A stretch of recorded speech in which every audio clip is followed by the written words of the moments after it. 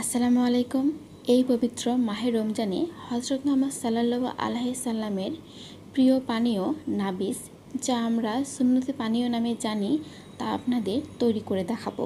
এই সুন্নতি পানীয় অনেক রিফ্রেশমেন্টে ভরপুর আর আমাদের শরীরের কার্যক্ষমতা অনেক গুণ বাড়িয়ে দেয়।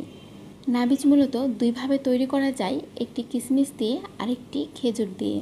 কিছুটা খেজুর আর কিছুটা কিশমিশ একত্রে মিক্সড করে কিন্তু নাবিজ তৈরি করা যাবে না। যেটাই তৈরি করবেন যে কোনো একটা দিয়েই তৈরি করতে হবে। আমি আগেই বলেছিলাম নাবিজ মূলত দুইভাবে তৈরি করা যায়, একটি কিশমিশ দিয়ে আর একটি খেজুর দিয়ে, যার জন্য এখানে আমি কিছু কিশমিশ আর কিছু খেজুর নিয়েছি। এই খেজুরগুলো আমি আগে পানি দিয়ে ধুয়ে ভালো করে পরিষ্কার করে নিয়েছি। খেজুরের মুখ বা বোটা ফেলে দিতে হবে, আর এভাবে খেজুর মাঝখান বরাবর কেটে খেজুরের বিচি আলাদা করে ফেলে দিতে হবে। ঠিক এভাবেই আমি সবগুলো খেজুর হতে বিচি আলাদা করে ফেলে দিচ্ছি। এরপরে একটি বোলে আমি নিয়ে নিচ্ছি রুম টেম্পারেচারে থাকা 2 কাপ নর্মাল পানি, আর এই পানির মধ্যে আমি দিয়ে দিচ্ছি বিচি বের করে নেওয়া সেই খেজুর 8 থেকে 10 পিস। এখন ঠিক একইভাবে আরেকটি বোলে আমি নিয়ে নিচ্ছি 2 কাপ পানি, আর তার মধ্যে 1/4 কাপ কিশমিশ দিয়ে দিচ্ছি।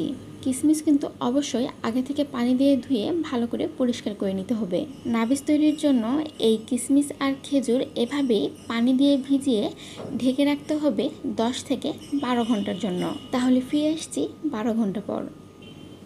নিচের দিকে খেজুর এভাবে পড়ে থাকবে, আর উপরের দিকে যে পানীয়টা আপনারা দেখতে পাচ্ছেন, এটাকেই মূলত নাবিজ বলা হয়। ইফতারিতে বা যে কোনো সময় আপনারা এই নাবিজ পান করতে পারেন, যা অনেক রিফ্রেশমেন্টে ভরপুর। পান করার পূর্বে নাবিজ এভাবে একটি ছাঁকনির সাহায্যে ছেঁকে নেবেন, এতে করে খেজুর বা কিশমিশের অতিরিক্ত দানা আর মুখে আটকাবে না। আমার একান্ত অনুরোধ রইল, এই পবিত্র মাহে রমজানে অন্তত একবার হলেও এই সুন্নতি পানীয় পান করবেন। আগামীতে আরও নতুন রেসিপির সাথে দেখা হবে। সুস্থ থাকবেন, ভালো থাকবেন। ধন্যবাদ।